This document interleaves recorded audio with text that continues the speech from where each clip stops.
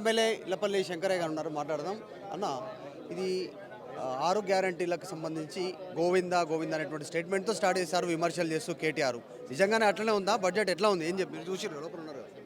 ఇవాళ ఈరోజు శాసనసభలో ప్రవేశపెట్టినటువంటి 24-25 బడ్జెటు అందరికి ఆమోదయోగంగా ఉండి బడుగు బలైన వర్గాలకు ఎస్సీలకు మైనార్టీలకు ఆమోదయోగమైన బడ్జెటు, రైతులకు ఆమోదయోగమైన బడ్జెటు, అందరికి ఆమోదయోగమైన బడ్జెట్ ప్రవేశపెట్టారు. కాబట్టి వారి యొక్క పార్టీ ఉనికి కోల్పోతుంది. కాబట్టి ఆందోళనలో ఏం చేయాలో తోయక గోయిందంటే కూడా మన తెలంగాణ ప్రాంతంలో గోయిందంటే వెంకటేశ్వర స్వామిని దలుచుకున్నట్టు. మరి వాళ్ళు ఇండైరెక్ట్ వెంకటేశ్వర స్వామిని దలుచుకుంటున్నారు, బాగానే ఉందన్నట్టుగా.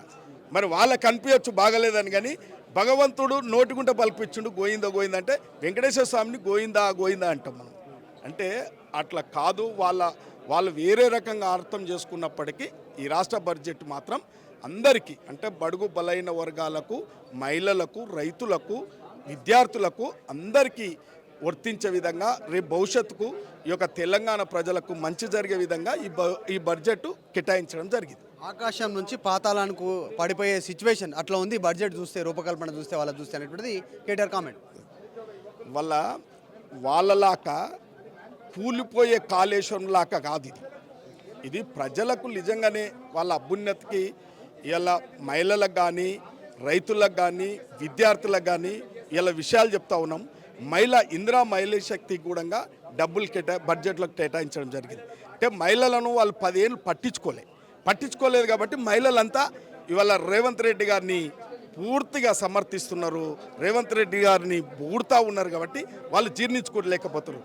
ఇలా విద్యార్థులు కాస్మెటిక్ ఛార్జీలు పెంచి బడ్జెట్లో కూడా బడ్జెట్ కేటాయించడం వల్ల ఇలా విద్యార్థులు అందరూ కూడా గురుకుల పాఠశాలలు కానీ ఇలా ఎక్కడైనా సంతోషంగా ఉంటున్నారు. కాబట్టి రైతులకు రుణమాఫీ చేయడం జరిగింది, రైతు భరోసా ఇవ్వడం జరిగింది, బడ్జెట్ కూడా కేటాయించడం జరిగింది. కాబట్టి వారికి ఏం మాట్లాడడం తోయక ఇష్టానుసారంగా మాట్లాడుతూ ఉన్నారు. కేటాయింపులు లేవు, వీళ్ళ కేటాయింపులు అని డబ్బులు వెనకేసుకోవడానికి కేటాయింపులు చూపించారు. ఇలా 40% కమిషన్ సర్కార్, ఇది ఢిల్లీకి మూటలు పంపడానికి ఈ బడ్జెట్ చాలా రూపకల్పన చేశారు.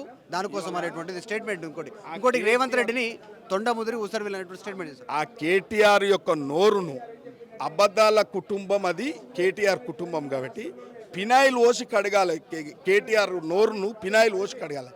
నీలాక దళితుని ముఖ్యమంత్రిని చేస్తామని చెప్పి తప్పించుకోలే, 3 ఎకరాల పొలం ఇస్తామని తప్పించుకోలే, దళిత బంధు ఇస్తామని తప్పించుకోలే, డబుల్ బెడ్ మిల్లు ఇస్తామని తప్పించుకోలే. అంటే సబండ వర్గాలను మోసం చేసిన కుటుంబం మీది.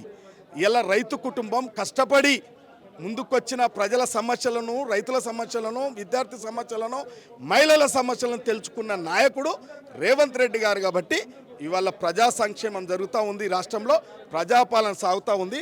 ప్రజాస్వామ్యబద్ధంగా సబండ వర్గాలకు నచ్చే విధంగా, మెచ్చే విధంగా ఈ బడ్జెట్ ఏర్పాటు చేయడం. కాబట్టి వాళ్ళు బీఆర్ఎస్ పార్టీ అంటేనే బేకార్ పార్టీ, మనందరు తెలుసు.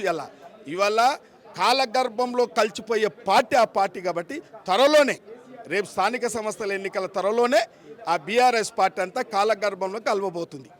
ఇది షాద్నగర్ ఎమ్మెల్యే ఇళ్లపల్లి శంకర్ గారు చెప్తా ఉన్నారు. కేటాయింపులు గతంలో లేనటువంటి కేటాయింపులు ఇప్పుడు చేశాము, గోవిందా అనేటువంటి స్టేట్మెంట్ దేవుడిని తలుచుకున్నట్టు. సో మా బడ్జెట్ కూడా ఆమోదించినటువంటి స్టేట్మెంట్ చేస్తూ ఉన్నారు. ఇక కేటీఆర్ నోరును ఫినాయిల్తో కడగాలనేటువంటి ఒక స్టేట్మెంట్ ఇళ్లపల్లి శంకరయ్య చేస్తూ ఉన్నారు. వీడియో జర్నలిస్ట్ విజయ్తో మధు మల్కేడ్కర్, అసెంబ్లీ. మరిన్ని వీడియోస్ కోసం ఛానల్ ని సబ్స్క్రైబ్ చేయండి. లేటెస్ట్ అప్డేట్స్ కోసం వాట్సాప్ ఛానల్ ని ఫాలో అవ్వండి. ఆ లింక్ డిస్క్రిప్షన్ లో ఉంది.